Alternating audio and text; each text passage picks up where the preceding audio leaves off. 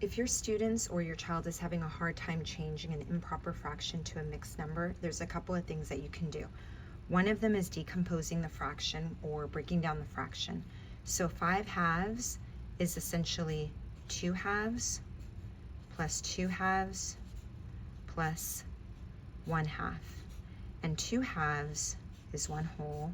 Again, 2/2 is 1 whole. And I always tell my students to do a rectangle so that they can remember it's 1 whole and it sort of looks like 1. And that is going to equal 2 wholes and 1/2.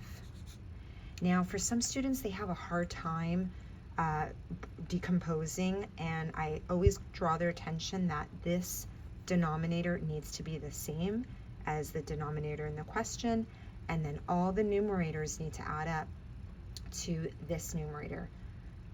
But you still might have some students that struggle with that, and then for those kids, I tell them another option is they can divide. So 9 is the king, and he's always on the top, and he lives in a castle. So always put your 9, your king, inside the castle. The 4 is the poor man. He works outside the castle. He works in the sun, so he always wears a visor, and he actually is called divisor. 4 goes into 9 2 times. We divide, we subtract. That 1 becomes your numerator, and the 4 becomes your denominator, because the 4 was originally the denominator in the problem.